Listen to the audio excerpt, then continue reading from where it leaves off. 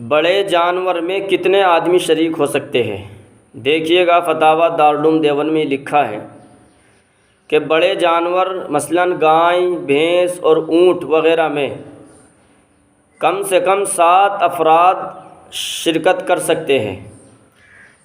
کم چاہیں جتنے بھی ہو، جیسے 6 افراد بھی شریک ہو سکتے ہیں، 5 افراد بھی شرکت کر سکتے ہیں، 4 افراد بھی شرکت کر سکتے ہیں، اور 3 آدمی بھی شرکت کر سکتے ہیں۔ اسی طریقے سے 2 آدمی بھی شریک ہو سکتے ہیں، اور جتنے آدمی شریک ہو گئے اتنے حصوں پر گوشت کو تقسیم کیا جائے گا۔